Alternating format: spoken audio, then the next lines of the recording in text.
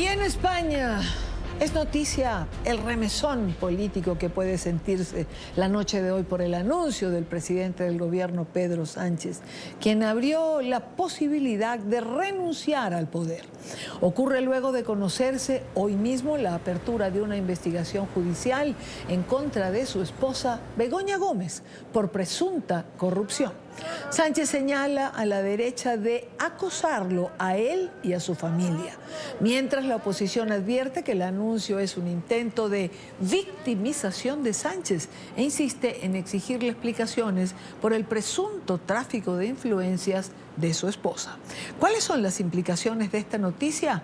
Andrés Gil, con nosotros.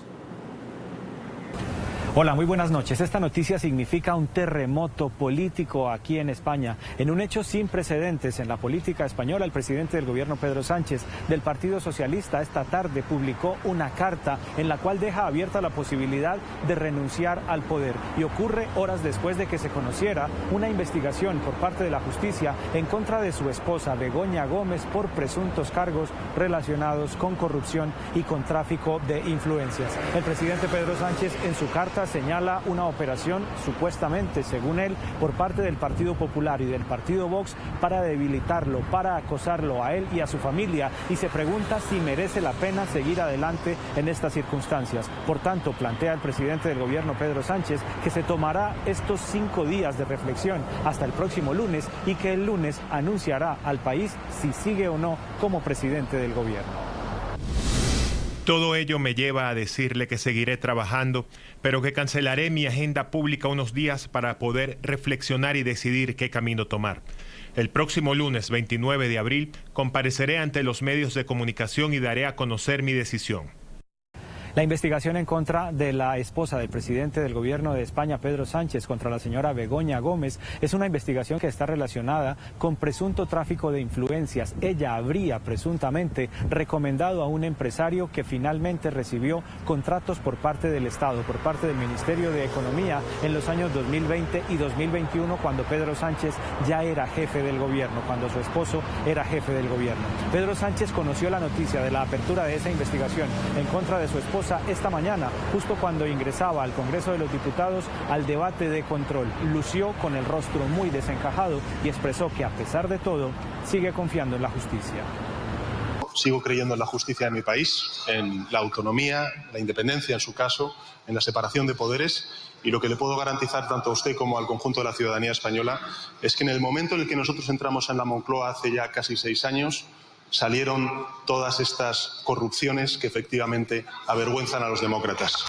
Y tras conocer el anuncio de Pedro Sánchez, que deja abierta la puerta para renunciar, para irse del poder, la oposición empezó a emitir sus primeras reacciones. Creemos que en lugar de desaparecer 5 días, el presidente debe de aparecer de manera urgente para dar una explicación razonada de los escándalos que rodean a su partido, a su gobierno y a su pareja. Recordamos que Sánchez ha dedicado 4 folios a escribir 14 veces la palabra derecha y ultraderecha, pero 0 líneas para dar una explicación acerca de las investigaciones iniciadas hace más de 1 año por la Guardia Civil, la Fiscalía Anticorrupción y la Audiencia Nacional, y que fueron conocidas el pasado mes de febrero. A todas ellas se suma ahora las abiertas en un juzgado de Madrid. Lamentamos que el silencio y no la transparencia sean el camino escogido por Pedro Sánchez. Información desde Madrid. Una feliz noche para todos. Gracias, Andrés, por la información.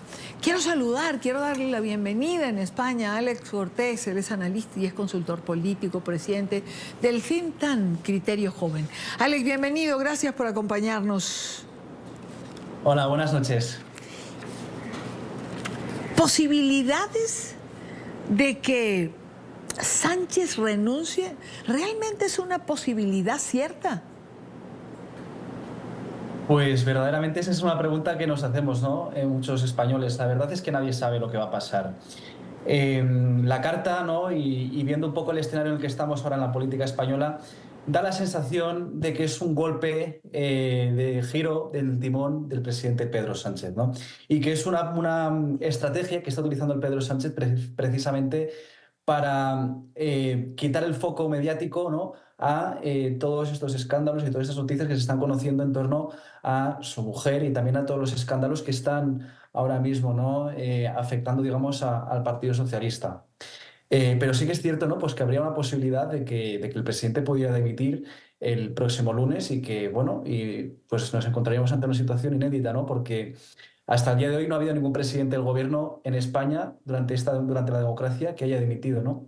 Pero vamos, en todo caso, yo creo que ahora mismo, y viendo el contenido de la carta y viendo la situación política en la que estamos, ¿no? Que venimos de una situación política donde ha habido una gran incertidumbre, donde verdaderamente el gobierno, ¿no? Está manteniendo unas minorías, está manteniendo unos apoyos parlamentarios muy frágiles, ¿no? Y una situación verdaderamente muy complicada. Yo creo que la estrategia del presidente Pedro Sánchez es resituarse, posicionarse y sobre todo reforzarse, ¿no? Ya estamos viendo cómo hay una cantidad de líderes del Partido Socialista que están saliendo en su defensa, que están saliendo en su apoyo, y precisamente lo que se va a conseguir con esta carta es que durante estos próximos días la opinión pública esté hablando del liderazgo de Pedro Sánchez y de que verdaderamente esta situación pues bueno, es verdaderamente complicada, ¿no?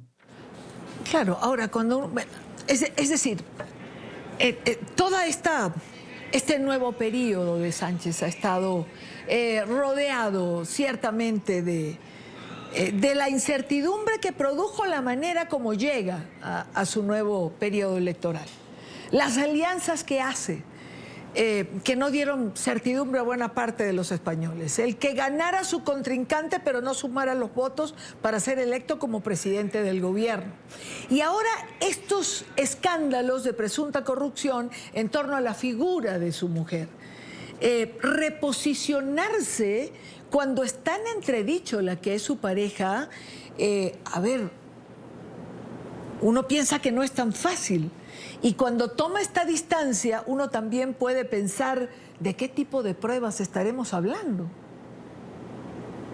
Claro, esa es la pregunta que tenemos, ¿no? Y que muchas personas pues, nos planteamos.